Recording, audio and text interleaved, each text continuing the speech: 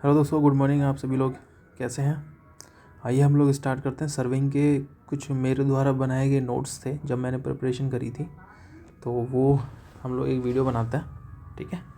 और आपको पता है एसएससी जेई की 2023 की भी आंसर की शायद आ गई है, मेंस की। तो आप अपने नंबर बताना दोस्तों, ठीक है।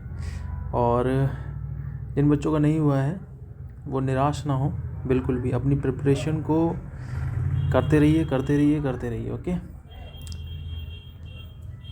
तो स्टार्ट करते हैं हम लोग। ऑब्जेक्टिव ऑफ सर्विंग क्या है? टू प्रिपेयर अ मैप बनाना। Plan to represent an area on a horizontal plane. To prepare a map बनाना और plan to represent area on a horizontal plane, ठीक है।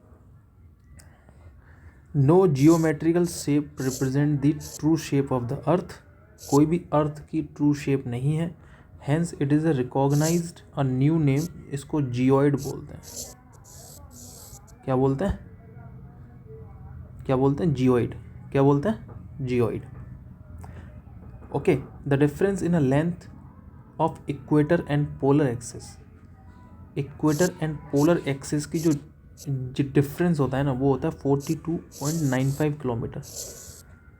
मतलब ये है कि आपका इस तरीके से आपकी अर्थ है, ठीक है। तो इक्वेटर की लेंथ और पोलर एक्सिस की लेंथ, इसका डिफरेंस जो क्या है, उसके अंदर डिफरेंस कितना है, तो वो यहाँ पे बात हो रही है, ठीक है। 42.95 kilometre. Average radius of earth, ध्यान रखना, 6371 मीटर लेता है। स्टैंडर्ड है, आपको ध्यान रखनी पड़ेगी। एवरेज रेडियस ऑफ अर्थ कितना लेना? 6371। ये कुछ वन लाइनर्स आपके क्विक नोट्स बना लेना अपने दोस्तों, या आपकी कहीं ना कहीं एग्जाम में आपकी मदद करेंगे। और मैं इसकी रिवीजन वीडियो भी बनाऊंगा। हर सब्जेक्ट जो भी मैं पढ़ा रहा हूँ मैं उसकी रिवीजन वीडियो भी बनाया करूँगा, ठीक है।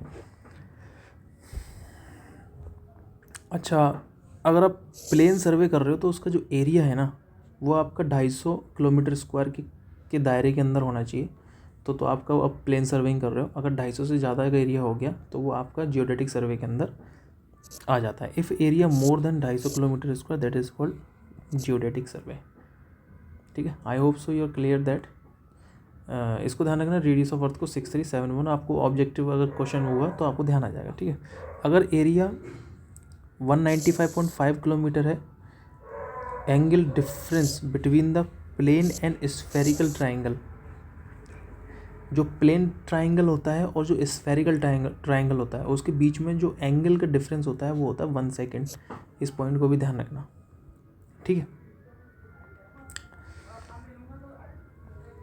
जैसे कि ये प्लेन होता है, ये आपका होता है स्फेरिकल ट्राइंगल, तो इसके बीच का जो एंगल होता है ना, उसका डिफरेंस होता है वो 1 सेकेंड होता है। इंपॉर्टेंट क्वेश्चन है। स्फेरिकल ट्राइंगल की बात करें तो स्फेरिकल ट्राइंगल में जो मिनिमम एंगल होता है ना, वो होता है 180 डिग्री, और जो मैक्सिमम एंगल होता है वो 540 डिग्री होता है। मिनिमम एंगल 180 डिग्री और मैक्सिमम एंगल होता है 540 डिग्री, ठीक है। जैसे कि मान लीजिए आप 12 किलोमीटर की लंबाई नाप रहे हैं, तो उसमें जो स्फेरिकल डिस्टेंस होती है 1 सेंटीमीटर होगी। अगर 18 किलोमीटर की लंबाई माप रहे हैं तो उसमें जो अर्थ स्फेरिकल हो जाता है ना, अर्थ का कर्वेचर आ जाता है, तो उसके केस में 1.5 सेंटीमीटर एक्स्ट्रा डिस्टेंस होगी, 1.5 सेंटीमीटर।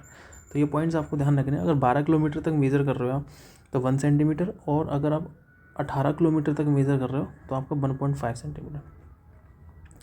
टोपोग्राफिकल सर्वे हम लोग क्यों करते हैं? तो नेचुरल फीचर्स को फाइंड आउट करने के लिए, और मैन मेड फीचर्स जो होते हैं, जैसे रेलवे लाइन, रोड्स, कैनाल वगैरह, रेलवे लाइन, रोड्स, सिटी के अंदर रोड्स वगैरह होते हैं, तो उनके लिए हम लोग टोपोग्राफिकल सर्वे कर सकते हैं, ठीक है। नेचुरल फीचर्स हो गया, रिवर वगैरह हो गया, है ना, तो उसके लिए हम लोग क्या करते हैं? टोपोग्राफिकल सर्वे हम लोग करते हैं। एक होता है कैडेस्ट्रल सर्वे, किसी भी कंट्री की हो गई या किसी भी स्टेट की हो गई, उसकी जो बाउंड्रीज़ को फाइंड आउट करते हैं उसकी, कि यहाँ तक है, तो वो हम लोग कैडेस्ट्रल सर्वे करते हैं उस कंडीशन के अंदर, ठीक है।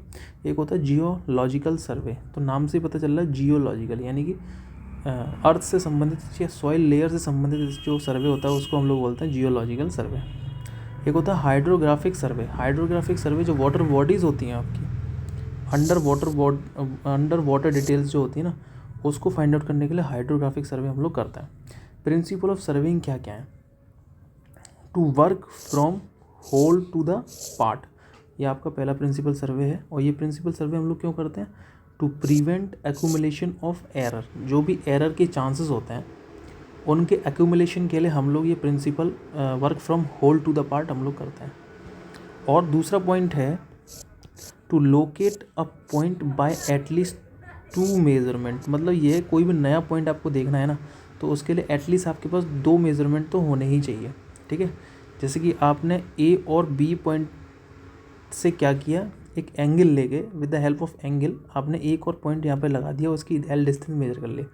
ऐसे ही आपने ए और बी पॉइंट से लगा के एक डिस्टेंस L1 एक डिस्टेंस L2 से अपने दूसरा नया पॉइंट सी देख लिया। तो आपको कोई भी नया पॉइंट अगर एस्टेब्लिशमेंट करना है तो आपके पास 2 नोन पॉइंट्स होने चाहिए। अगर आप मेजर कंट्रोल पॉइंट्स लगा रहे हैं तो आप ध्यान रखना, फर्स्ट ऑफ ऑल आप सबसे पहले मेजर कंट्रोल पॉइंट्स लगाएंगे लोअर डिग्री ऑफ प्रिसीजन से। Major control point lower degree of precision से, और माइनर कंट्रोल पॉइंट्स अगर आप लगाएंगे तो वो हायर डिग्री ऑफ प्रिसीजन से लगाएंगे। Is that clear?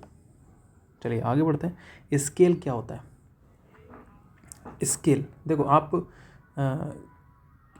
कोई भी मैप बनाते हो तो उस मैप में आप, ऐसा तो नहीं है कि ग्राउंड की डिस्टेंस को मैप के अंदर भी वही डिस्टेंस आपको दिखानी पड़ेगी। इसमें ग्राउंड की डिस्टेंस को छोटा करके मैप में, जैसे कि ग्राउंड की डिस्टेंस 10 किलोमीटर है, उसको आप 1 सेंटीमीटर में दर्शा सकते हो या डिफाइन कर सकते हो मैप के अंदर।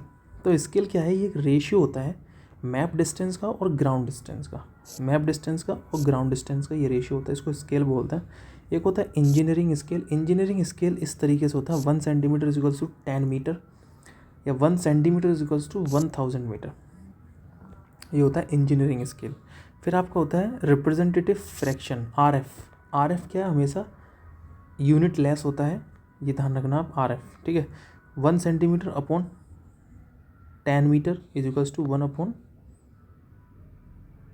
1000, ये आपका यूनिट लेस होता है।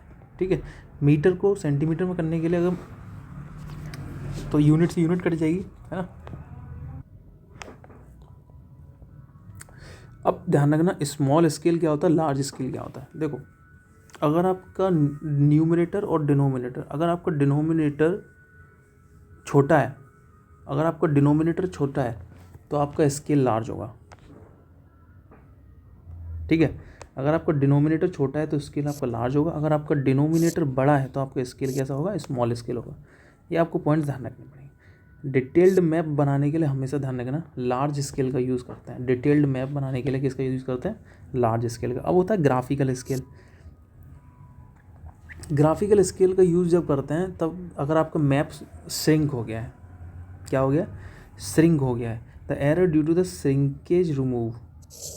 श्रिंकेज को रिमूव करते हैं ग्राफिकल स्केल से। ठीक है, अब श्रिंकेज फैक्टर क्या होता है? श्रिंकेज फैक्टर होता है आपका shrunk length upon original length. Shrunk length upon original length. Original length क्या थी और श्रंक कितनी हो गई लेंथ, उसका जो दोनों का रेशियो है उसको हम लोग श्रिंकेज फैक्टर बोलते हैं। या फिर श्रिंक स्केल क्या है और ओरिजिनल स्केल क्या है, इस पर न्यूमेरिकल आपके एग्जाम में बन जाता है। तो आपको ये ध्यान रखना है कि हमारी ओरिजिनल जो है वो आपको न्यूमरेटर में रखनी है। ओरिजिनल की वैल्यू जो है ना वो आपको न्यूमरेटर में रखनी है। ठीक है, श्रिंक फैक्टर एग्जाम में क्वेश्चन यहाँ से बनता है, दिमाग में ले लेना इसको, क्वेश्चन बनेगा यहाँ से। ठीक है, shrink length upon original length और shrink scale upon original scale. ठीक है, करेक्ट डिस्टेंस ऑन मैप। अगर आपको करेक्ट डिस्टेंस निकालनी है तो आपको क्या करना पड़ेगा? Shrink length upon shrink factor. ठीक है, करेक्ट डिस्टेंस निकालनी है तब। और अगर आपको करेक्ट एरिया निकालना है तो shrink area upon shrink factor का स्क्वायर कर देना है। ये पॉइंट्स आपको ध्यान रखने पड़ेंगे बॉस। ठीक है, दोबारा देख लेते हैं एक बार। श्रिंकेज फैक्टर क्या होता है? Shrink length upon original length निकाली, या फिर स्केल, अगर ये लेंथ नहीं दे रखी हो तो स्केल दे रखा हो कि आपका कोई ओरिजिनल स्केल इतना था और मैप जो है मैप का जो स्केल है वो इतना हो गया है, श्रिंक स्केल दे रखा होगा, तो उसका दोनों का रेशियो कराएंगे तो श्रिंकेज फैक्टर आ जाएगा।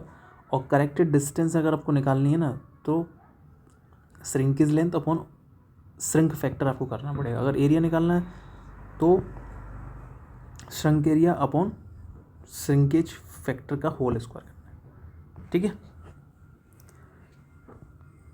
चलिए आगे बढ़ते हैं। Error due to wrong scale, अगर आपने कोई गलत स्केल पढ़ लिया है तो उस कंडीशन के अंदर क्या आप करेक्ट निकालोगे, करेक्ट लेंथ निकालोगे।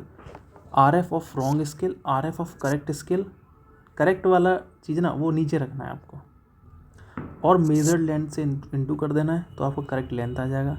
ऐसी एरिया होता है R F of wrong scale और upon R F of correct scale का whole square into measured area, तो वो आपका करेक्ट एरिया निकल के आ जाएगा। ठीक है, एक प्लेन स्केल होता है, बेसिकली 2 यूनिट तक पढ़ने के लिए हम लोग प्लेन स्केल का यूज़ करते हैं, जैसे कि मीटर और सेंटीमीटर। 2 मेजरमेंट, 2 डायमेंशंस होती हैं इसके अंदर। ठीक है, 2 डायमेंशन तक हम पढ़ सकते हैं। एक होता है डायगोनल स्केल, डायगोनल स्केल में 3 डायमेंशंस तक हम लोग कैलकुलेशन कर सकते हैं, पढ़ सकते हैं उसको, जैसे कि मीटर हो गया, डेसीमीटर हो गया, सेंटीमीटर हो गया। ठीक है, I hope so you understand this, क्योंकि यहाँ से क्वेश्चन शुरुआत में बनते हैं। ठीक है, वर्नियर स्केल बेसिकली और फ्रैक्शनल पार्ट को मेजरमेंट करने के लिए, to measure fractional part of smallest division on graduated scale such that main scale. ठीक है, ये मेन स्केल होता है, ये वर्नियर स्केल होता है। ठीक है, वर्नियर स्केल नीचे होता है, मेन स्केल सीधा चलता है, सही डायरेक्शन में चलता है, 0 1 2 3 4, और ये वर्नियर स्केल हमेशा इसके अपोजिट चलता है, 0 1 2 3। ये पॉइंट भी आपको ध्यान रखना है। ठीक है, इसमें जो लीस्ट काउंट होती है वो 1 main scale division minus 1 vernier scale division, इनका जो डिफरेंस होता है वो लीस्ट काउंट होता है। ठीक है, वर्नियर स्केल 2 टाइप के होते हैं, 3-4 टाइप के होते हैं। एक होता है डायरेक्ट वर्नियर, एक होता है रेट्रोग्रेड वर्नियर, एक होता है डबल वर्नियर, और एक होता है एक्सटेंडेड वर्नियर। यहाँ से क्वेश्चन आता है, तो इसमें ध्यान रखना, जो डायरेक्ट वर्नियर होता है ना वो n number of vernier scale,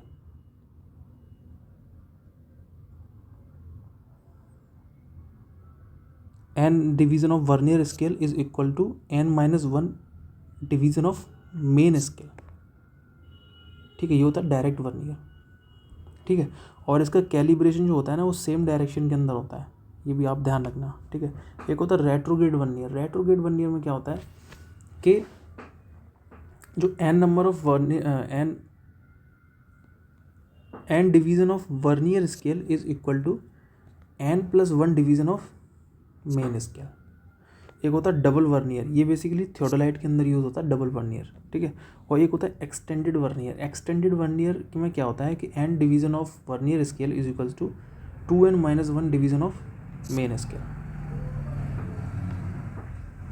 ठीक है, अब देखो लीस्ट काउंट निकालने का तरीका होता है, कभी भी हमें लीस्ट काउंट निकालनी हो तो S/n करके हम लोग लीस्ट काउंट निकालते हैं, और इसमें S की वैल्यू क्या होती है 1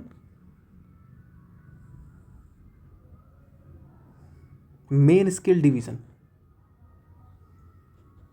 और number of divisions of vernier, vernier में डिवीजन्स दे रखे होंगे, और 1 मेन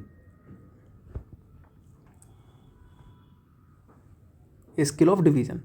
तो S/n करके आप लोग लिस्ट काउंट निकाल सकते हैं यहाँ से। तो डायरेक्ट वर्नियर क्या है, n division of vernier scale is equals to n+1 division of main scale. एक होता है रेट्रोग्रेड वर्नियर। रेट्रोग्रेड वर्नियर में क्या होता है, n division of vernier scale is equal to n+1 division of main scale. एक होता है डबल वर्नियर, वो आपका थियोडोलाइट के अंदर यूज़ होता है, और एक्सटेंडेड वर्नियर जो होता है वो n division of vernier scale is equals to 2n-1 division of main scale. आइए आगे बढ़ते हैं। अब कुछ स्केल दे रखे हैं या RF देख, जो भी आपके एग्जाम में पूछ लिया जाता है, जैसे कि टोपोग्राफिकल आप सर्वे कर रहे हो तो उसके अंदर RF कितना लेते हैं, तो 1 in 1000, 1 in 10,000 से लेके 1 in 2,50,000 के बीच में आप लोग RF लेते हैं। और स्केल जो लेते हैं 1 centimetre is equals to 100 metre का स्केल इसमें लिया जाता है, 100 या 2.5 किलोमीटर। ठीक है, एक होता है कैडिस्ट्रल। कैडिस्ट्रल के लिए जो RF लेते हैं आपका 1 in 1000 से लेके 1 in 5000 के बीच में हम लोग RF लेते हैं, और जो स्केल लेते हैं 1 सेंटीमीटर से लेके 10 से 50 के बीच में हम लोग स्केल लेते हैं।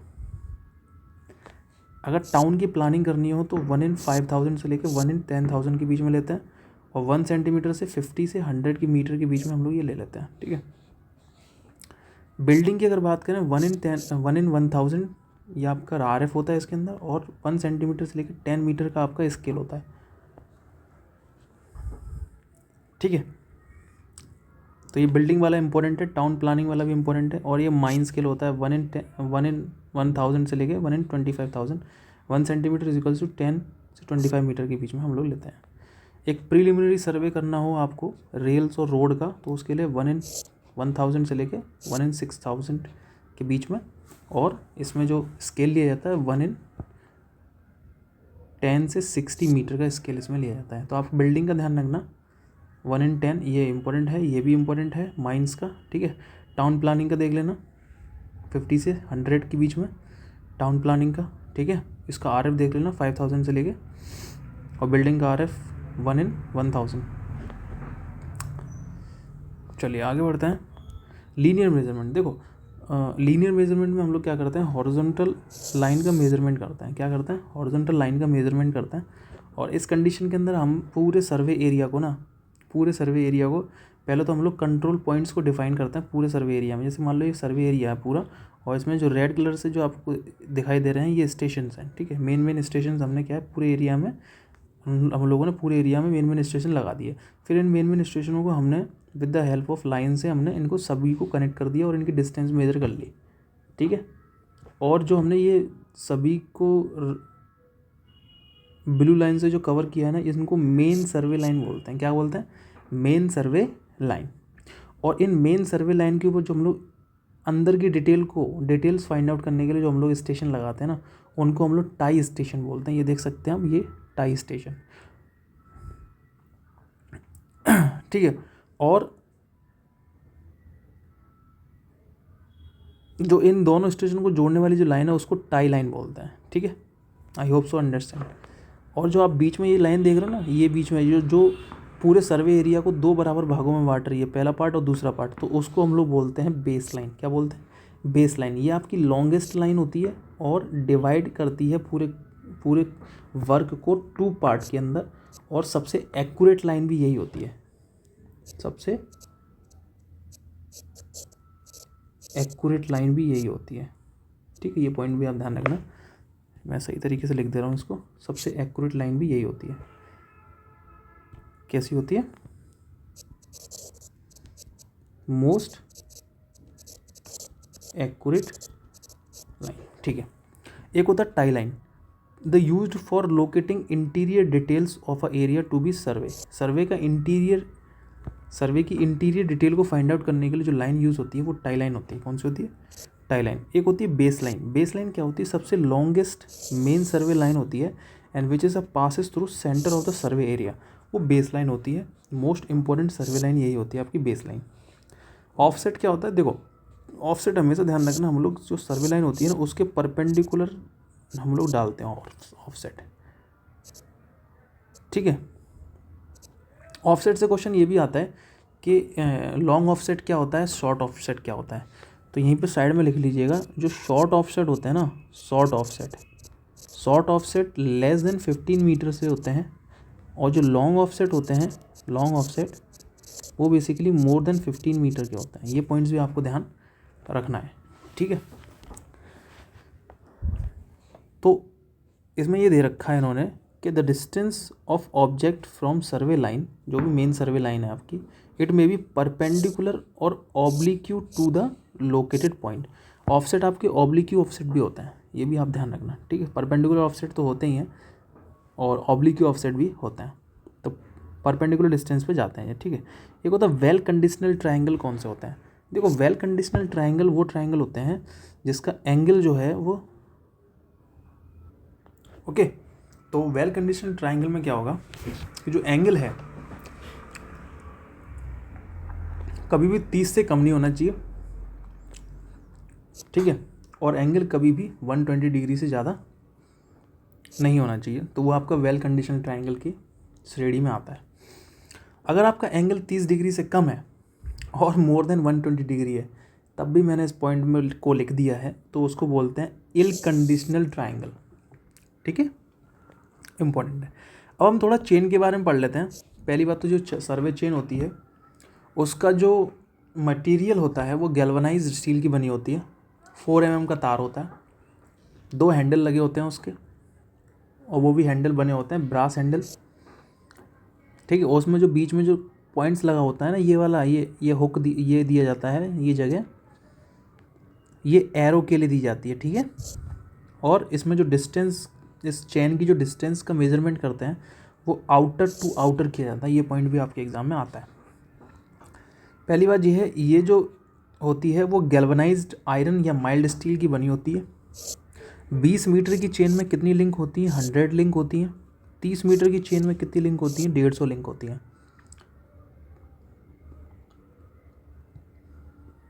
ओके, मतलब एक ट्रिक मैं आपको बता दे रहा हूँ, अगर 20 मीटर की आई तो आप इसमें 5 का इंटू कर देना, लिंक आ जाएंगी। अगर 30 मीटर की चेन आई तो आप 5 का इंटू कर देंगे, लिंक आ जाएंगी, ठीक है। ईच 5 मीटर पे आपका इसमें टैली इंस्टॉल्ड होती हैं। ये क्वेश्चन भी आपसे पूछ सकता है कि जो टैलीज इंस्टॉल्ड होती हैं चेन के अंदर वो कितने मीटर के दायरे में होती हैं? 5 मीटर की।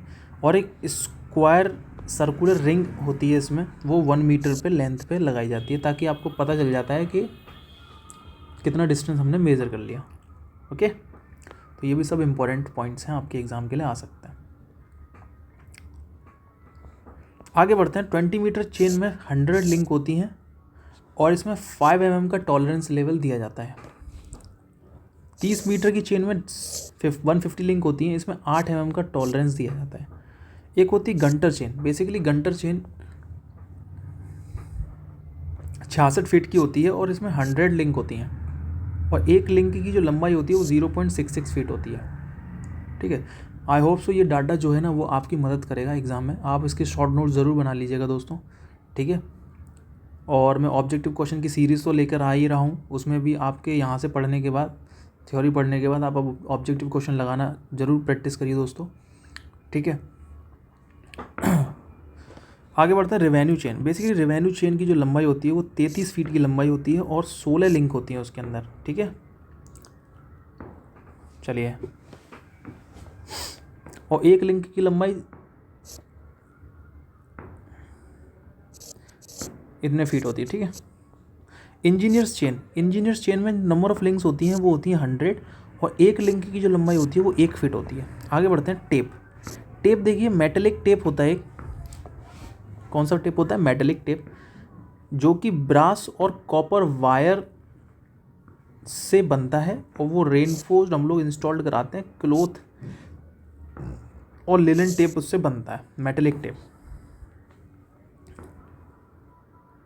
एक होता है इनवार टेप। मोस्ट प्रिसाइज अगर आपको डिस्टेंस मेजर करना है तो मोस्ट एक्यूरेट जो टेप होता है वो इनवार टेप होता है और इसका थर्मल एक्सपेंशन भी ज़्यादा नहीं है और इसके अंदर स्टील और निकल होते हैं। स्टील की परसेंटेज 64% होती है और निकल की परसेंट होती है 36%। एग्जाम में क्वेश्चन आपसे पूछ सकता है और पूछा भी गया है कई बार।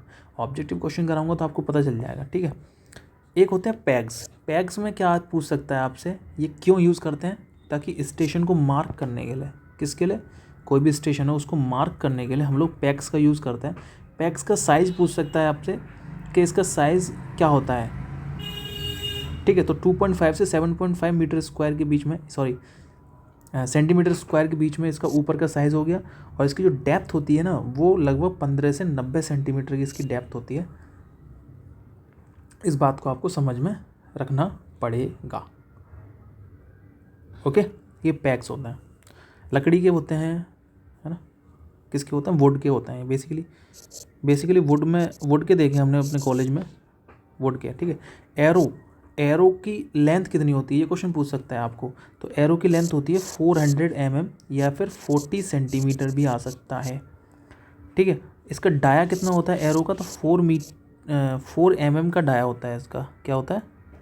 4 mm का इसका डाया होता है। ये भी आपको पॉइंट ध्यान रखना है, ठीक है। और installed at a complete length, आपने एक चेन लेंथ मतलब पूरी चैन को लगा दिया, फिर आगे जो है वो एरो लगा देते हैं ताकि हमें पता चल जाता है कि हाँ यहाँ से यहाँ तक हमने चैन लगाई थी, तो वो एरो यूज़ होता है। अब हम रेंजिंग रॉड पढ़ते हैं। रेंजिंग रॉड क्या होता है? एक पोल होता है जो कि 2 से 3 मीटर लंबा होता है, ठीक है। और बेसिकली इसका यूज़ जो करते हैं ना वो इंटरमीडिएट पॉइंट, आपने कोई लाइन का अगर आप रेंजिंग कर रहे हो या फिर उसका हॉरिजॉन्टल डिस्टेंस मेज़र कर रहे हो तो आप क्या करेंगे, धीरे धीरे करके उसमें आगे चल के एक इंटरमीडिएट पॉइंट्स पे ये रेंजिंग रॉड को हम लोग गाड़ते रहते हैं, ठीक है।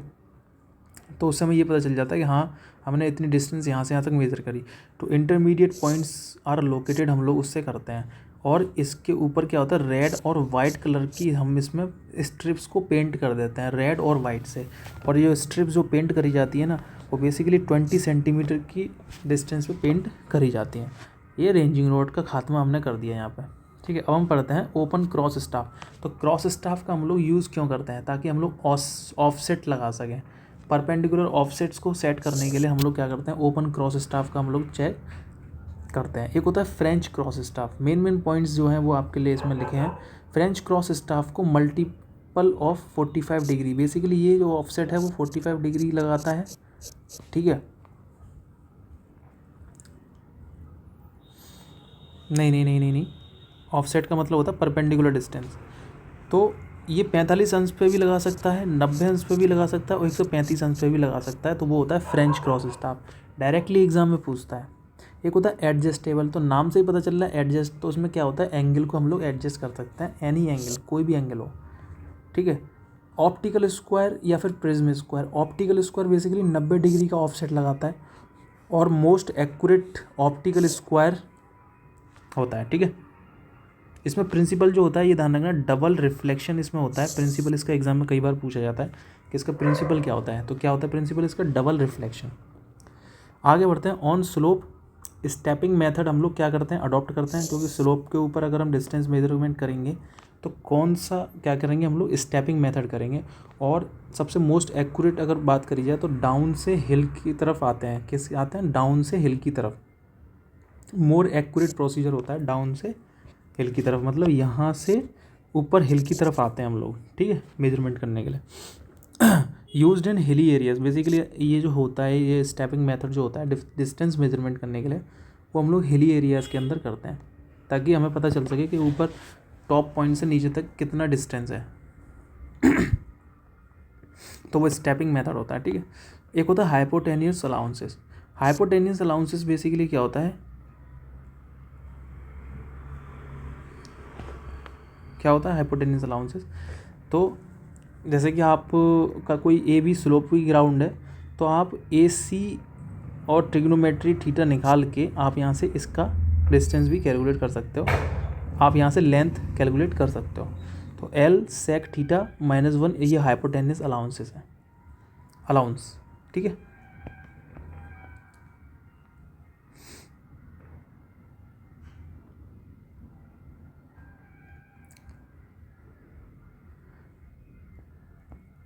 ठीक है, अब कंपेंसेटिंग एरर कौन से होते हैं, ये ध्यान रखना। कंपेंसेटिंग एरर जो होते हैं वो not effect the survey work को इफेक्ट नहीं करते, और इस जो एरर होता है वो डायरेक्टली प्रोपोर्शनल होता है अंडरूट एल से। ये पॉइंट आपको ध्यान रखना पड़ेगा, ठीक है। और जो कम्युलेटिव एरर होता है वो आपका सर्वे वर्क को इफेक्ट करता है, और जो एरर होता है वो डायरेक्टली प्रोपोर्शनल होता है एल के। Okay, clear. तो कभी भी कंपेंसेटिंग एरर आएगा तो ध्यान रखना, they not effect the survey work and error is directly proportional to under root L. और जो कम्युलेटिव एरर है वो एरर इफेक्ट करता है सर्वे वर्क को and error is directly proportional to L.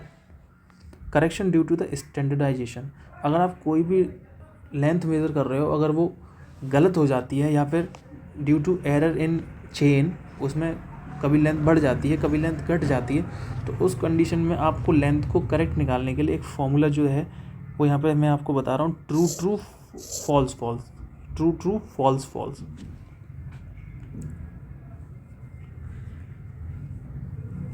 Okay, तो लेंथ लेंथ और गलत लेंथ और मेजर्ड लेंथ, ठीक है। यहाँ से आपको करेक्ट लेंथ निकालनी है, तो हमेशा ध्यान रखना जो आपने लेंथ मेजर, यहाँ पे जो लेंथ है ना इसकी चेन की, वो आपको नीचे कर देनी है, और मेजर्ड लेंथ ये L1 आपकी जो यहाँ पे है वो मेजर्ड लेंथ है, ठीक है। और L1 जो है वो आपकी रॉन्ग डिस्टेंस है जो आपने मेज़र कर रखी है, गलत तरीके से मेज़र हो गई है, या शॉर्ट हो गई है, या बढ़ गई है, घट गई है, यहाँ पे वो वैल्यू आएगी। शॉर्ट है तो कम कम लिखिएगा, और बड़ी हुई है तो अलग लिखिएगा।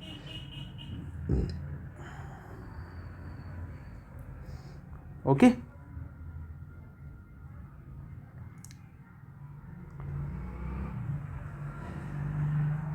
जैसे कि आपका यहाँ पे जो L1 है ना, इसमें क्या होगा, कभी कभी क्या बोलेगा, लॉन्ग हो गई है, मतलब शॉर्ट नहीं हुई है, लॉन्ग हो गई है, बढ़ गई है इतनी। तो कितनी बढ़ गई है, उसमें जितने मीटर की आपकी चेन होगी ना, उसमें आपका प्लस कर देंगे लॉन्ग को। अगर आपको बोले शॉर्ट, तो उस कंडीशन के अंदर आपका जितनी चेन होगी ना, उसमें माइनस कर देंगे शॉर्ट को, तो वो वैल्यू यहाँ पे L1 आएगी। ठीक है,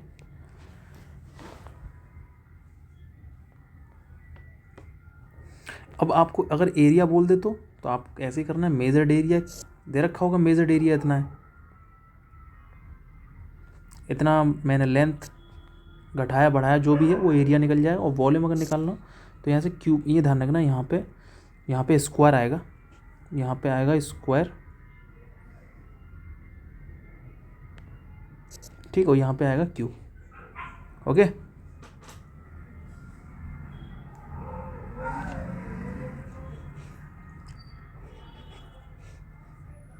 चलिए आगे बढ़ते हैं। स्लोप का करेक्शन कैसे करेंगे, ध्यान रखना, स्लोप करेक्शन हमेशा नेगेटिव होता है, ये पॉइंट्स भी आपको ध्यान रखना है। स्लोप करेक्शन कैसे करेंगे, स्लोप करेक्शन हमेशा नेगेटिव होता है, और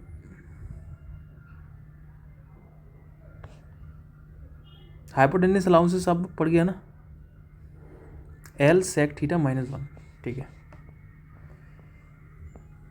चलो इसमें क्या होता है, देखो अगर आपको स्लोप करेक्शन निकालना है ना, तो स्लोप करेक्शन निकालने के लिए फॉर्मूला होता है -h² / 2l। क्या होता है, -h² / 2l। इम्पॉर्टेंट है, ध्यान रखना। अगर आप लेंथ वाइज निकालना चाहते हो तो -L1 - cos थीटा, ये आपका स्लोप करेक्शन होता है।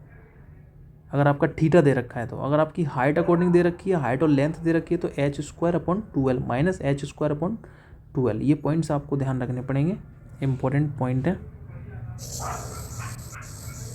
ठीक है,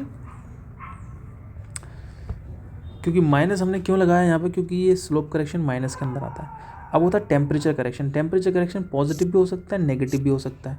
ठीक है, temperature correction alpha mean temperature और स्टैंडर्ड टेम्परेचर इनटू लेंथ, ये टेम्परेचर करेक्शन हो गया। अगर मान लो टेम्परेचर करेक्शन, मान लो अल्फ़ा दे दिया आपको, है ना, और मीन टेम्परेचर दे दिया, मेजरमेंट टेम्परेचर है ये, है ना, और ये T0 स्टैंडर्ड टेम्परेचर दे दिया, और इतनी लेंथ उसने मेजर करी, तो पूछ लेगा कि करेक्शन इन टेम्परेचर कितना होगा। तो इस पर न्यूमेरिकल आ सकता है आपके लिए, या फिर फॉर्मूला पूछ लेगा। वैसे फॉर्मूला कम ही पूछ रहे हैं आजकल ये लोग, ठीक है, फॉर्मूले की जगह न्यूमेरिकल ही पूछते हैं। और L जो होती है मेजर्ड लेंथ होती है, इस पर न्यूमेरिकल करेंगे, इसकी सीरीज आएगी तब हम लोग करेंगे। पुल करेक्शन क्या होता है, देखो जब आप चैन को खींचते हो ना, तो चैन को खींचते वक्त कुछ पुलिंग हो जाती है, तो वो भी आपका पॉजिटिव एंड नेगेटिव हो सकता है। इस पॉइंट को भी ध्यान रखना। पुल करेक्शन ध्यान रखना, ये P0 तो स्टैंडर्ड पुल होता है, और ये एरिया होता है टेप का, ये मॉडुलस ऑफ इलास्टिसिटी होती है, ये लेंथ होता है। तो P - P0 into length upon AE, ये आपका पुल करेक्शन हो गया। Temperature correction alpha Tm - T0 into L, ये आपका टेम्परेचर करेक्शन हो गया। पुल करेक्शन होता है, वो होता है आपका P - P0 into L upon AE। आपको एक एक फॉर्मूला टिप पे होना चाहिए, ठीक है। एक होता है सैग करेक्शन, ये भी आपका नेगेटिव होता है, ठीक है, यानी कि दो आपके नेगेटिव होते हैं, एक स्लोप करेक्शन, एक आपका सैग करेक्शन। सैग करेक्शन का फॉर्मूला होता है W² L³ upon 24p², W² L³ upon 24p², W² L³ upon 24p²। यहाँ पे जो W होता है वो वेट होता है, किसका होता है, टेप का होता है, पर यूनिट लेंथ होता है W, ठीक है। और जो स्मॉल w है, ये अगर यहाँ पे इस तरीके से दे, टोटल वेट की अगर बात करें, ये तो पर यूनिट लेंथ की बात कर रहा है। अगर टोटल वेट, अगर आपको न्यूमेरिकल में दे दे total weight of a tape, तो आपको ये वाला फॉर्मूला लगाना W² L अपॉन 24p²। अगर ये बोले कि wait of a tape per unit length, तो आपको W² L³ अपॉन 24p²। ये आपको दो चीज़ें इसमें ध्यान रखनी पड़ेंगी सैग करेक्शन निकालने के। नेगेटिव होता है, ठीक है।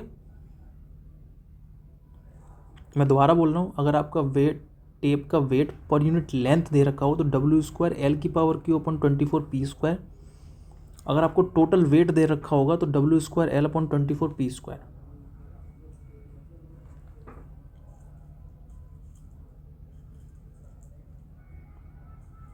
समझ आया?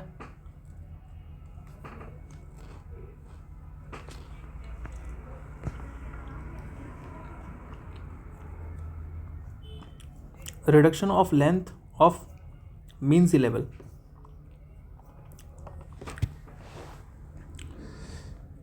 -LH/R 0.25 mm is the minimum value that human eye can be determined on paper। Paper के अंदर जो ह्यूमन आई होती है वो मिनिमम वैल्यू कितना तक देख सकती है?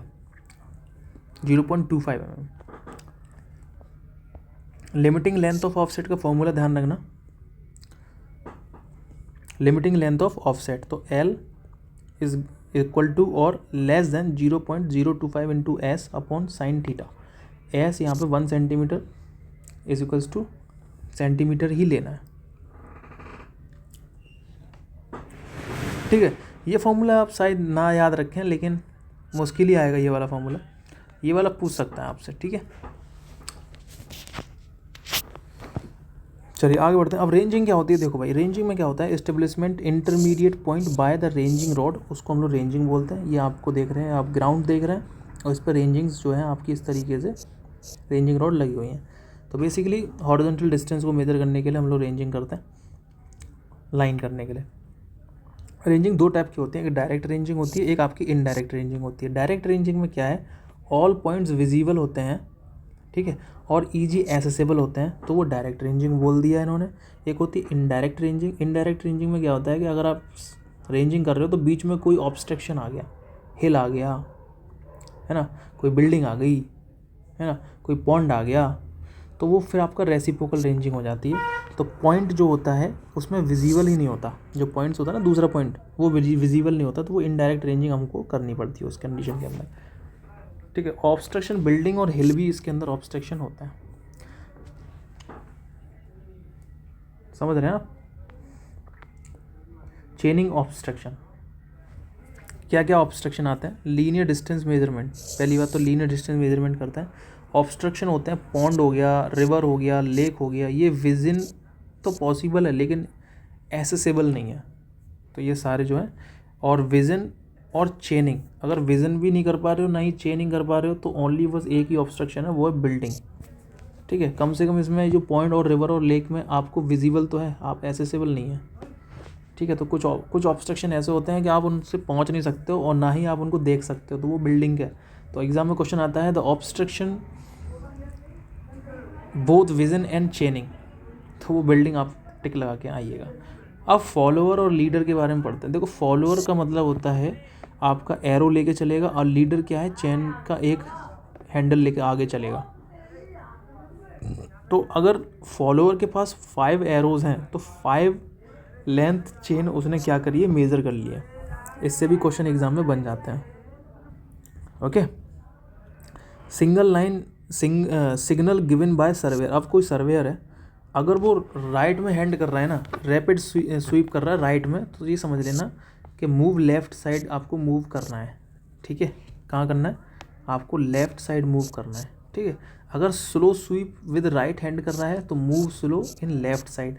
तो ये बेसिकली जो सर्वेयर होता है वो जो, और जो बेसिकली जो वहाँ पे खड़ा रहता है बंदा फॉलोअर, तो वो सिग्नल देता है सर्वेयर आपको इस तरीके से। तो आप अगर दूर हैं तो कैसे सिग्नल देगा? तो आपको हैंड से ही समझना पड़ेगा। अगर राइट बोल रहा है तो आपको लेफ़्ट स्वीप करना है, और दोनों हाथ ऊपर कर देना है, तो आपको सिंपल खड़ा रहने देना है। ठीक है, लेफ़्ट राइट आर्म तो आपको लेफ़्ट में मूव कर जाना है,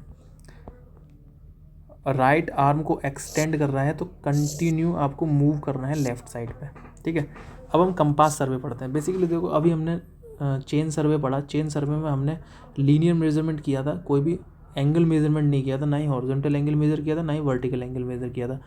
उसमें हम लोग लीनियर मेजरमेंट हम लोग कर रहे थे। कंपास सर्वे में क्या होता है? 2 तरह के कंपास होते हैं, एक प्रिज्मेटिक कंपास होता है, एक सर्वेयर कंपास होता है। एग्जाम में ये भी क्वेश्चन पूछा गया है कि कौन सा अच्छा कंपास होता है। देखो, जो सर्वेयर कंपास होता है ना उसको हम लोग हैंड पे भी कर सकते हैं, लेकिन जो प्रिज्मेटिक कंपास होता है उसके लिए मोस्टली ट्राइपॉड की यूज़ करना ही पड़ता है। जो सर्वेयर कंपास होता है वो आपका कोऑर्डिनेटेड सिस्टम पे वर्क करता है, और जो प्रिज्मेटिक कंपास होता है बेसिकली वो आपका 0 से लेके 360 नॉर्थ डायरेक्शन से हम लोग शुरू करते हैं उस पर वर्क करता है, क्लॉकवाइज डायरेक्शन में वर्क करता है। और जो सर्वेयर कंपास होता है वो क्लॉकवाइज डायरेक्शन में as well as anti clockwise direction दोनों में वर्क करता है। बेसिकली कंपास सर्वे में हम लोग हॉरिजॉन्टल एंगल को मेज़र करते हैं on the ground, horizontal angle को और डिस्टेंस को भी मेज़र कर लेते हैं with the help of chain और tape. Okay, the measure the angular and linear measurement हम लोग कंपास सर्वे के अंदर करते हैं। ये पॉइंट आपको ध्यान रखना पड़ेगा। अब इसमें क्या होता है कि कंपास सर्वे हम लोग लेकर आ गए, तो मेन चीज़ है हमारा ट्रू नॉर्थ और ट्रू साउथ कहाँ है। ठीक है, ट्रू नॉर्थ और ट्रू साउथ, इसमें जो मेरिडियन होता है, पहली बात तो आपको ये पता होना चाहिए मेरिडियन होता क्या है। तो मेरिडियन होता है आपकी डायरेक्शन। क्या होती है आपकी डायरेक्शन। तो डायरेक्शन का मेजर रोल होता है इस कंपास सर्वे के अंदर। अब जैसे कि आपने कोई अर्थ है, इस अर्थ का ट्रू नॉर्थ और ट्रू साउथ, वो तो आपका ट्रू नॉर्थ और ट्रू साउथ जो हो गया वो आपका ट्रू मेरिडियन हो गया कि भाई ये मेरा ये ट्रू नॉर्थ है और ट्रू साउथ है, ये मेरा ट्रू मेरिडियन हो गया। अब मान लीजिए हर जगह तो ट्रू मेरिडियन आपने देख लिया, अब अलग अलग जगह का मैग्नेटिक डायरेक्शन तो होता है ना, मैग्नेटिक मेरिडियन भी तो होता है। मैग्नेटिक मेरिडियन यानी कि चुंबकीय दिशा हिंदी में। तो इसके अंदर प्रिज्मेटिक कंपास हो गया, सर्वेयर कंपास हो गया, इसके अंदर एक निडल लगी होती है, वो डिफ्लेक्ट हो जाती है जहाँ पे मैग्नेटिज्म का इफेक्ट होता है।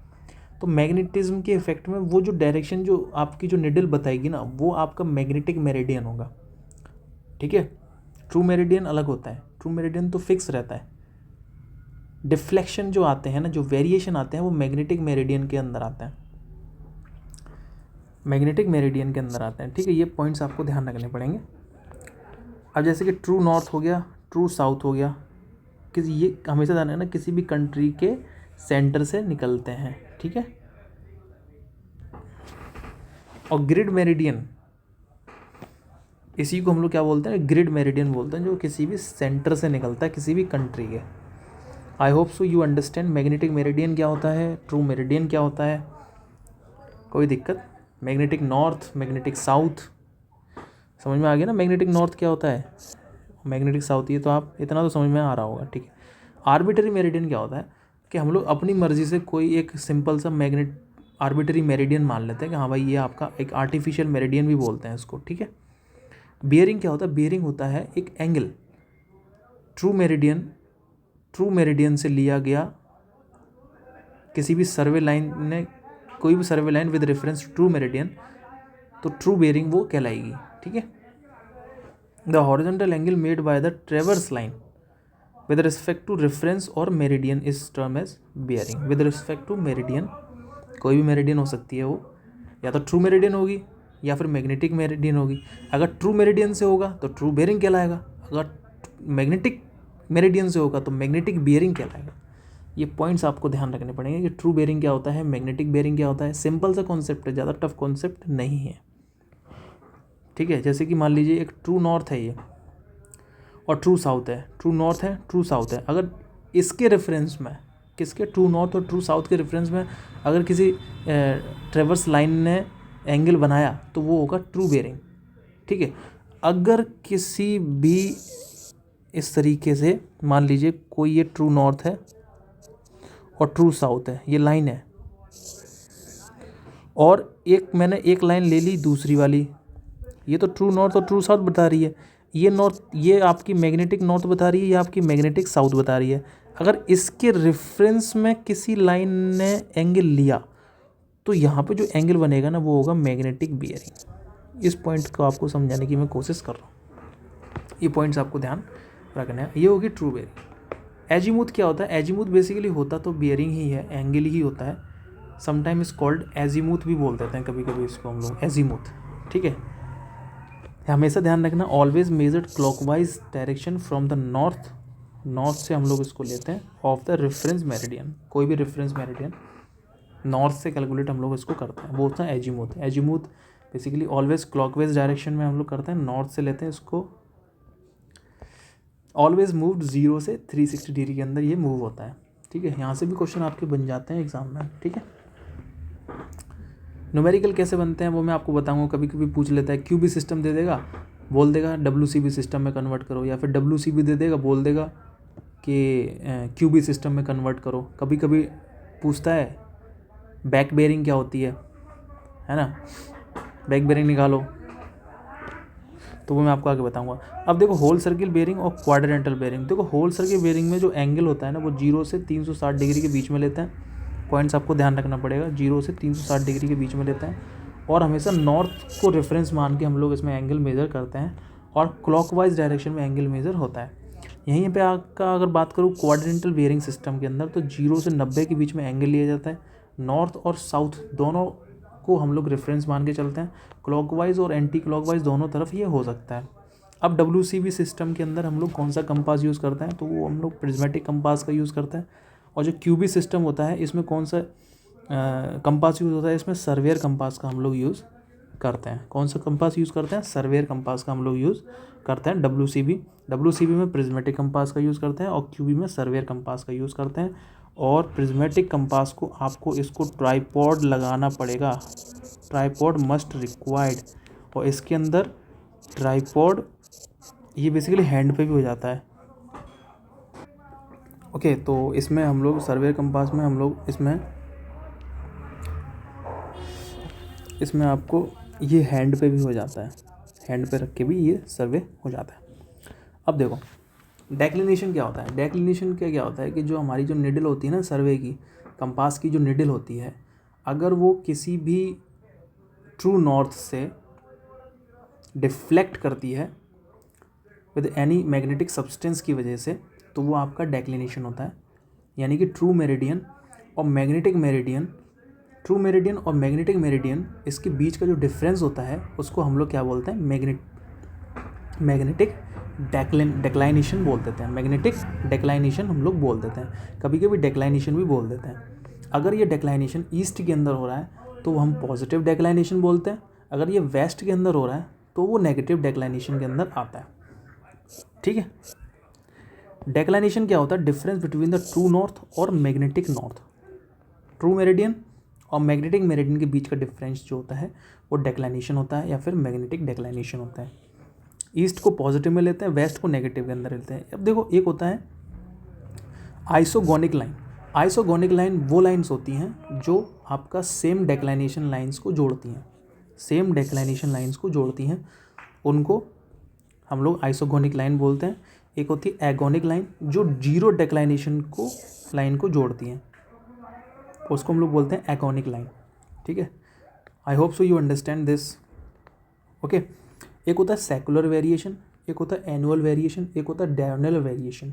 सेकुलर वेरिएशन सबसे लॉन्ग पीरियड ऑफ टाइम के अंदर चेंजेस होते हैं, सेकुलर वेरिएशन होते हैं। Declination occur due to the long period of time, जैसे कि 2-3 साल के अंदर, तो वो सेकुलर वेरिएशन होता है। एक होता है एनुअल वेरिएशन, तो एनुअल नाम से पता चल रहा है साल के अंदर जो डेक्लाइनेशन में चेंजेस हो रहा है वो आपका एनुअल वेरिएशन होता है।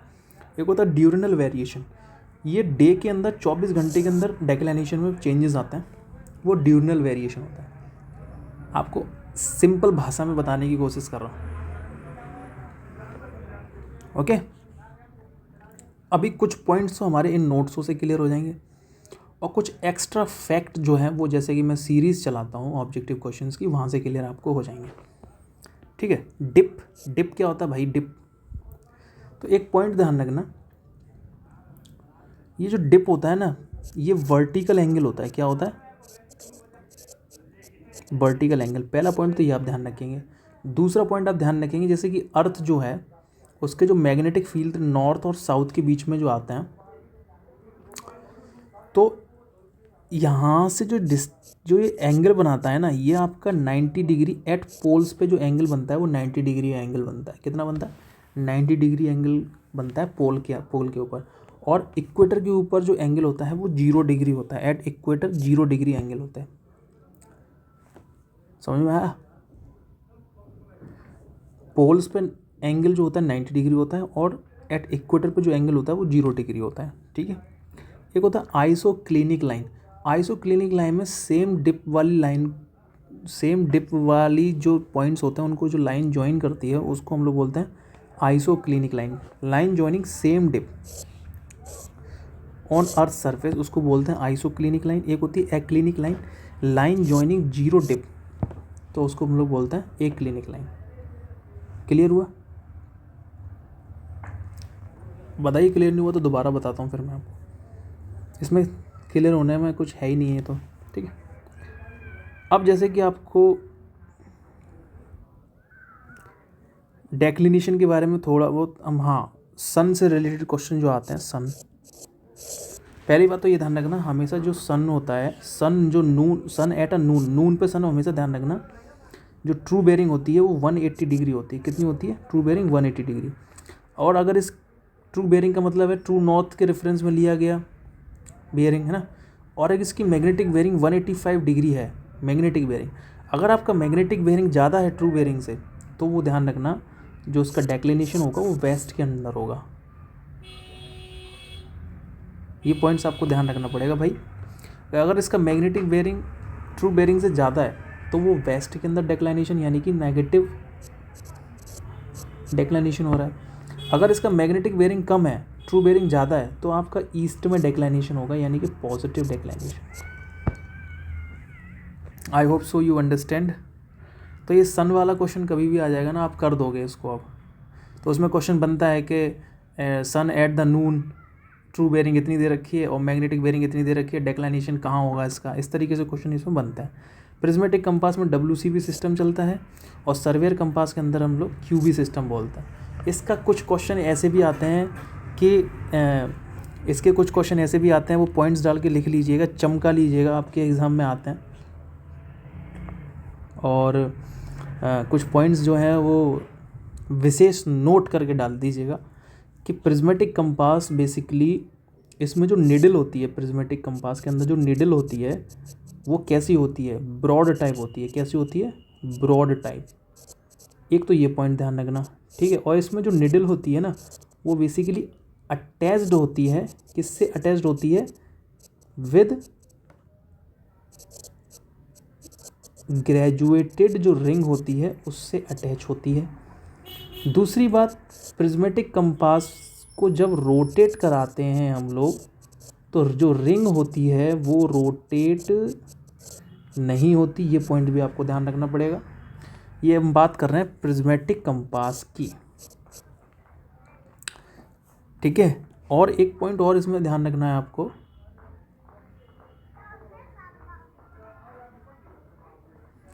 इसकी जो रीडिंग हम लोग लेते हैं ना, रीडिंग वो हम लोग किससे लेते हैं? प्रिज्म से लेते हैं। ऊपर एक प्रिज्म लगा होता है उससे लेते हैं। डायरेक्टली टॉप से हम लोग रीडिंग लेते हैं वो सर्वेयर कंपास के अंदर लेते हैं। ये पॉइंट्स आपको ध्यान रखने पड़ेंगे कि ब्रॉड टाइप निडल होती है, needle attached with graduated ring, ठीक है। और जब भी हम कंपास को रोटेट कराते हैं ना तो रिंग रोटेट नहीं होता, ठीक है, रिंग वहीं रहता है, ठीक है। और जो रीड करते हैं वो प्रिज्म से करते हैं, ठीक है। ये चीज़ आपको ध्यान रखनी है। यहीं अगर सर्वेयर कंपास की अगर बात करें, सर्वेयर कंपास की, तो सर्वेयर कंपास में क्या होता है कि इसकी जो निडल होती है वो एज टाइप निडल होती है। कैसी होती है? एज टाइप निडल होती है इसकी। ये पॉइंट आपको ध्यान रखना पड़ेगा। और दूसरा पॉइंट आपको ध्यान रखना पड़ेगा कि इसकी जो निडल होती है ना, निडल जो होती है वो नॉट अटैच्ड विद रिंग। और अगर आप बॉक्स को रोटेट करोगे तो आपकी रिंग भी इसके अंदर रोटेट होती है,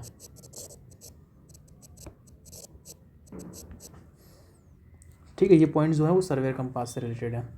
एग्जाम में क्वेश्चन यहाँ से बन जाता है। लीस्ट काउंट कितना होता है? देखो, प्रिज्मेटिक कंपास का जो लीस्ट काउंट होता है वो 30 मिनट होता है। कितना होता है? 30 मिनट। और जो सर्वेयर कंपास का लीस्ट काउंट होता है वो होता है 15 मिनट। अब देखो, मान लीजिए कोई मैग्नेट, अगर आपका प्रिज्मेटिक कंपास यहाँ पे है और ये निडल है आपकी, इसने मैग्नेटिक नॉर्थ और मैग्नेटिक साउथ इसने दिखा दिया। अगर आप कोई अलग से मैग्नेट लेके आए और प्रिज्मेटिक कंपास के पास में रख दिया तो ये क्या करेगी निडल? ये निडल डिफ्लेक्ट हो जाएगी और इसी को ही हम लोग लोकल अट्रैक्शन बोलते हैं। सिंपल सी बात है। लोकल अट्रैक्शन का एक छोटा सा टॉपिक जो है वो इम्पोर्टेंट है, एग्ज़ाम में क्वेश्चन इसके बनते हैं, ठीक है। तो जो लोकल अट्रैक्शन है बेसिकली यही है कि जो निडल होती है वो डिफ्लेक्ट हो जाती है विद मैग्नेटिक सब्सटेंस की वजह से। तो इसमें अगर आप चेक करना है कि लोकल अट्रैक्शन है या नहीं, तो आपने जो फोर बेरिंग ले रखी है ना और जो बैक बेरिंग ले रखी है आपने, उनका जो डिफरेंस है ना वो आपका 180 डिग्री होगा, तो आपका कोई भी लोकल अट्रैक्शन नहीं है। ये आपको ध्यान रखना है, ठीक है। फोर बेरिंग और बैक बेरिंग क्या होता है, देखो अगर आपने मान लीजिए ये हो गया और एक ये पॉइंट हो गया, तो एक यहाँ से आपने कंपास को रखा और यहाँ से बेरिंग ली विद रेफरेंस टू नॉर्थ मान के, ठीक है। तो ये जो एंगल होगा इसको बोलेंगे फोर बेरिंग, ठीक है। और एक लाइन आपने मान लो एक पॉइंट फिर आपने यहाँ से डाला इस तरीके से,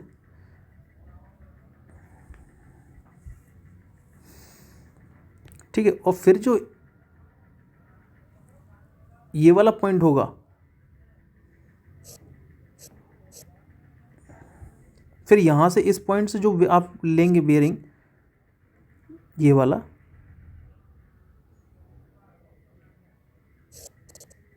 ये इसकी फोर बेरिंग होगी और इसकी बैक बेरिंग यहाँ से निकालनी पड़ती है, ठीक है।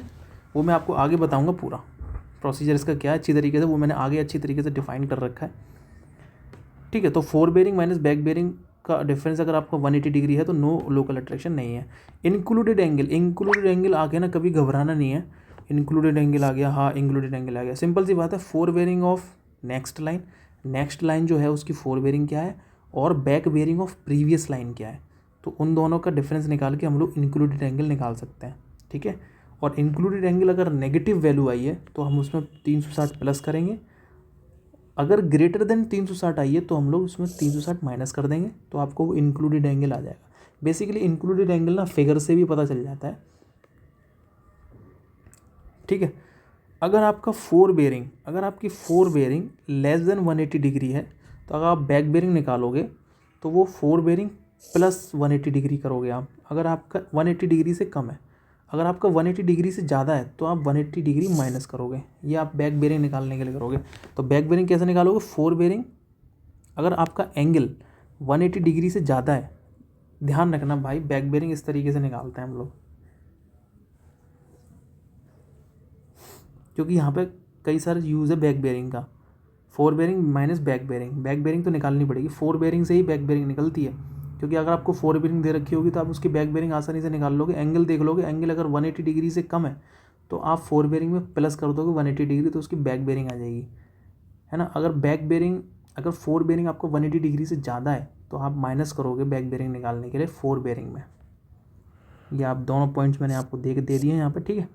इंटीरियर एंगल क्या होता है, इंटीरियर एंगल ये होता है पहले तो आपको सम ऑफ इंटीरियर एंगल निकालना पड़ेगा।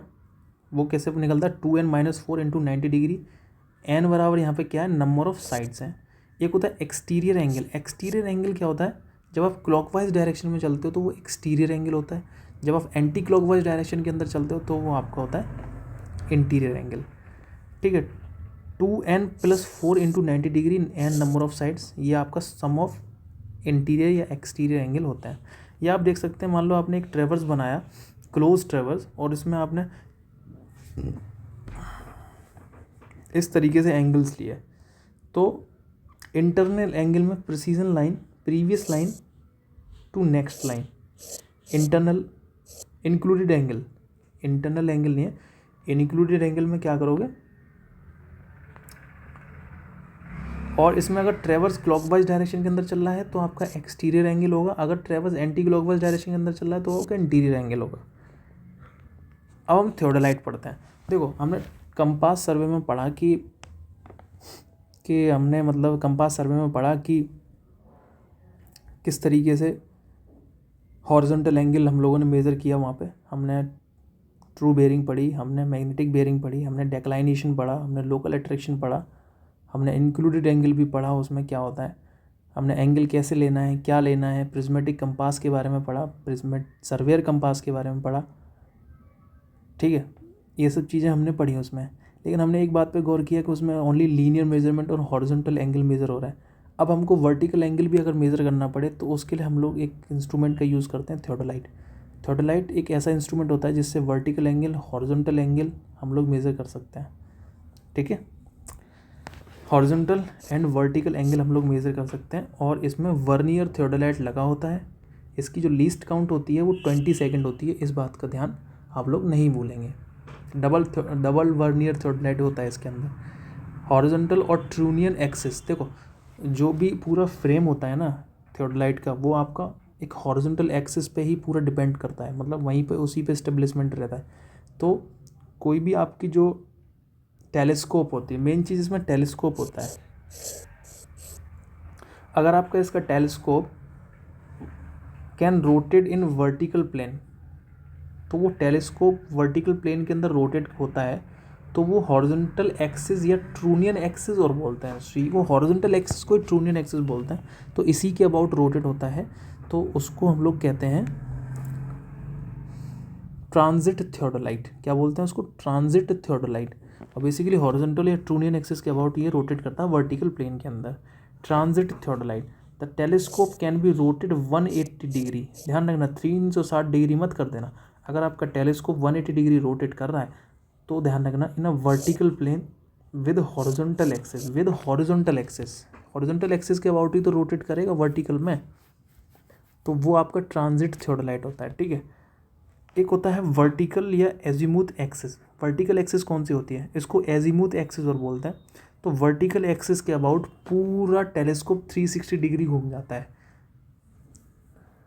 मतलब स्विंगिंग प्रोसेस बोलते हैं। The axis about which the telescope can be rotated in horizontal plane, तो वो आपका क्या होगा? वर्टिकल एक्सिस के अबाउट हॉरिजॉन्टल प्लेन में मूव करेगा। अब कुछ टेक्निकल पॉइंट्स जो हैं, जैसे कि मान लीजिए पूरा आपका इंस्ट्रूमेंट है, तो एक इसके अंदर आई पीस होता है, एक इसके अंदर ऑब्जेक्ट पीस होता है। आई पीस के थोड़ा नियर लगा होता है डायाफ्राम, ठीक है, और इस डायाफ्राम में होते हैं क्रॉस हेयर्स। क्या होते हैं? Cross hairs. एक होता है ऑब्जेक्ट। ऑब्जेक्ट लेंस में क्या होता है? इसमें भी क्रॉस हेयर्स होता है, ठीक है। अब हमें एक कन्फ्यूज़न होता है कि लाइन ऑफ साइट और लाइन ऑफ कॉलिमेशन क्या होता है। देखो लाइन ऑफ साइट क्या होता है कि आई पीस का जो क्रॉस हेयर्स होते हैं ना, आई पीस के पास जो डायफ्राम लगा होता है, वहाँ के क्रॉस हेयर के सेंटर से ऑब्जेक्ट जहाँ से हम लोग देखते हैं उसमें जो क्रॉस हेयर्स हैं, वहाँ के बीच की डिस्टेंस सीधी जो लाइन जोड़ती है उसको लाइन ऑफ साइट कहते हैं। अगर आपका इंस्ट्रूमेंट प्रॉपरली लेवल्ड है तो वो जो आपकी बिल्कुल सीधी जो लाइन होगी, जो प्रॉपरली लेवल्ड लाइन होगी, उसको हम लोग बोलते हैं लाइन ऑफ कॉलिमेशन। क्या बोलते हैं? Line of collimation. तो आई होप सो ये जो जितना भी तामझाम यहाँ पे कर रखा है मैंने, वो आपको समझ में आ गया होगा कि आई पीस के जो डायफ्राम लगा होता है उसके सेंटर से और क्रॉस हेयर्स जो भी ऑब्जेक्ट लेंस जो लगा हुआ है वहाँ के क्रॉस हेयर्स को मिलाने वाली जो लाइन होती है ना, उसको हम लोग लाइन ऑफ साइट बोलते हैं। और अगर आपका इंस्ट्रूमेंट लेवल्ड है प्रॉपरली तो उसको फिर लाइन ऑफ कॉलिमेशन बोल देते हैं। Axis of label tube. देखो जो बबल ट्यूब होती है ना, बबल ट्यूब क्यों यूज़ करते हैं हम लोग उसमें? ताकि हमारा जो इंस्ट्रूमेंट है वो लेवल हो जाए, है ना, इसीलिए तो करते हैं। तो अगर आप लेवल ऊपर से जो बबल ट्यूब होती है वो कैसी होती है? कर्व्ड होती है। क्या होती है? कर्व्ड होती है। कैसी होती है? कर्व्ड। अगर इस पर मैं टेंजेंट कोई डालूँ ना तो ये एक्सिस ऑफ लेवल ट्यूब कहलाती है। ये भी आपको ध्यान रखना है कि एक्सिस ऑफ लेवल ट्यूब होती क्या है। तो अगर कोई कर्व्ड मतलब लेवल ट्यूब है, अगर इस पर कोई टेंजेंट में डालूँ कर्व सरफेस पे तो वो एक्सिस ऑफ लेवल ट्यूब कहलाती है। Telescope right side condition. अगर टेलीस्कोप है वो राइट साइड कंडीशन, ये भी एग्जाम में क्वेश्चन आते हैं कि राइट साइड कंडीशन कैसी होती है। इफ़ अ वर्टिकल सर्किल, इसके अंदर क्या होता है? एक हॉरिजॉन्टल सर्किल होता है, एक होता है वर्टिकल सर्किल थियोडोलाइट के अंदर। अगर वर्टिकल सर्किल ऑब्जर्वर जो देखता है, सर्वेयर जो होता है, उसके राइट साइड में है तो वो आपका राइट साइड कंडीशन होती है, ठीक है। अगर टेलीस्कोप लेफ़्ट साइड के अंदर है तो वो आपका लेफ़्ट साइड कंडीशन होती है। एक होता है टेलीस्कोप नॉर्मल। तो अगर आपका टेलीस्कोप फेस लेफ़्ट के अंदर है, अगर आपका वर्टिकल सर्किल फेस लेफ़्ट के अंदर है और बबल अप है तो उस कंडीशन को हम लोग टेलीस्कोप नॉर्मल बोलते हैं। इतना समझ में आया? चलिए आगे बढ़ते हैं। टेलीस्कोप इन्वर्टेड क्या होता है? टेलीस्कोप इन्वर्टेड ये होता है कि अगर आपका जो फेस है वो राइट के अंदर है और बबल डाउन है तो वो टेलीस्कोप इन्वर्टेड होता है। इतना आपको ध्यान रखना पड़ेगा। Telescope normal condition face left होती है और बबल अप होता है, और जो इन्वर्टेड कंडीशन होती है उसमें फेस राइट होती है, बबल डाउन होता है। एक होता है स्विंगिंग प्रोसेस। स्विंगिंग प्रोसेस में क्या होता है, telescope can be rotated in horizontal plane. Telescope can be rotated in horizontal plane, तो उसको हम लोग बोलते हैं स्विंगिंग प्रोसेस। क्या बोलते हैं, swinging process. Size of theodolite, देखो थियोडोलाइट का अगर आपने थियोडोलाइट ला के रख दिया तो उसका साइज़ भी तो पता होगा, कैसे निकालेंगे। तो उसका जो साइज़ होता है थियोडोलाइट का, वो लोअर प्लेट जो होती है उसके डायामीटर से हम लोग डिफाइन करते हैं इसके साइज़ को। तो लोअर प्लेट का डायामीटर कितना है उससे हम लोग साइज़ ऑफ थियोडोलाइट का पता लगा लेते हैं। अब कौन कौन से एरर होते हैं थियोडोलाइट के अंदर, देखो एरर होते हैं, लाइन ऑफ कॉलिमेशन एरर होता है, ठीक है, वो डिफ्लेक्ट कर जाती है। और हॉरिजॉन्टल एक्सिस वो भी आपका परपेंडिकुलर नहीं होती। Line of collimation, line of collimation को ही लाइन ऑफ साइट बोलते हैं, ये चीज़ आपको ध्यान रखनी पड़ेगी, ठीक है। अगर line of collimation not perpendicular to the horizontal axis,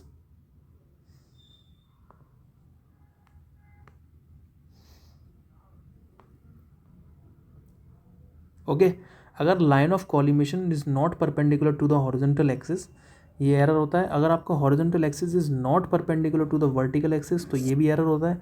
और line of collimation is not parallel to the axis of level, मैंने बताया था एक्सिस ऑफ लेवल, जो बबल ट्यूब पे कोई टेंजेंट डालते हैं तो उसको एक्सिस ऑफ लेवल बोलते हैं, तो उसके अगर पैरेलल नहीं है तो ये एरर जो है वो आते हैं उसके अंदर।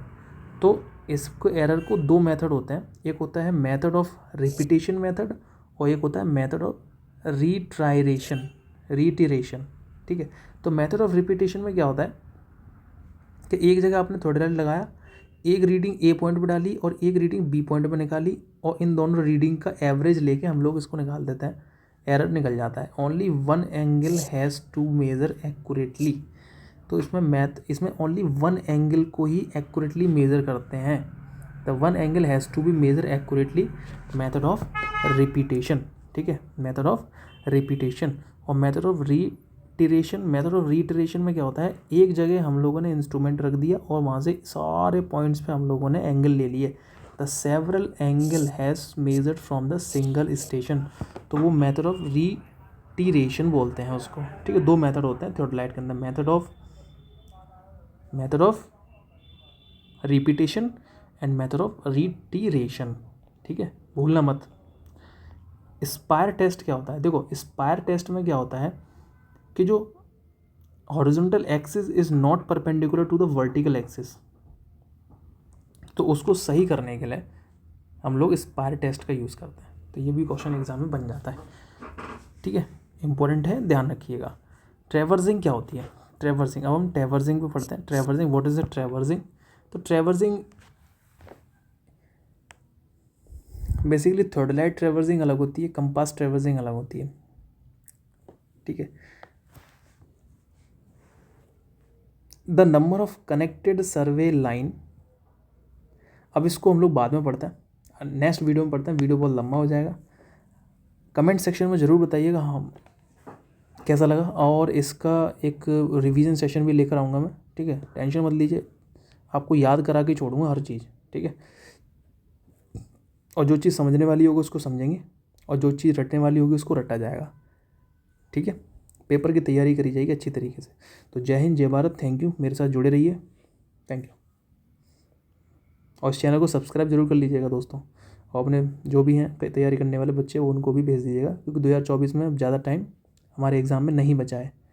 आपका जो एग्ज़ाम होगा 29 फरवरी को इसका नोटिफिकेशन आ जाएगा, ठीक है। और अभी जिन जिन बच्चों का अभी आंसर की शायद आई है मेंस की, तो जिन जिन बच्चों के अच्छे नंबर हैं उनको बहुत बहुत बधाई। और तो जिनके अच्छे नंबर हैं तो हो सकता है उनको अच्छा डिपार्टमेंट मिल जाए, CPWD मिल जाए, मैं तो ये कह रहा हूँ, ठीक है। क्योंकि हम लोग भी CPWD की पूरी कोशिश करेंगे, हमारे जो भी बच्चे हम इस चैनल के माध्यम से पढ़ें वो भी अच्छा नंबर लेके आएँ, अपनी प्रैक्टिस करें, ठीक है। तो जुड़े रहिए, मेरा नाम है कुलदीप सिंह, और जय हिंद, जय भारत। कमेंट सेक्शन में ज़रूर बताइएगा मेरा कंटेंट आपको कैसा लगा, और कुछ गलतियां हैं तो भी बताइएगा दोस्तों, थैंक यू।